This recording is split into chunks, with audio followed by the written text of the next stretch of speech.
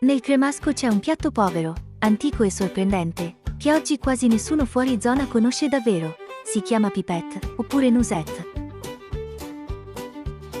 È un piatto che nasce nella terra di crema e del cremasco, in una cucina contadina fatta di stagioni, pazienza e ingredienti semplicissimi. La regina del pipeto è la verza, ortaggio povero solo in apparenza, perché quando viene cucinato bene sa diventare profondo, morbido e pieno di carattere. Uno dei suoi nomi, noisette, rimanda alla noce moscata, che dona al piatto un profumo caldo, familiare, quasi da cucina di una volta. Il nome pipette, invece, richiama proprio l'idea della cottura lenta, quella che lascia il tempo agli ingredienti di unirsi e trasformarsi. La base è semplice: verza, aglio, uovo, burro e formaggio, sale, pepe, e a piacere la noce moscata. Pochi elementi, ma ben combinati.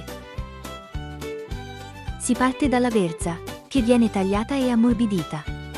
Il pipeto non cerca la croccantezza, cerca una consistenza morbida, piena, quasi cremosa. La verza tagliata a julienne viene sbollentata in acqua salata per una quindicina di minuti, finché si ammorbidisce bene.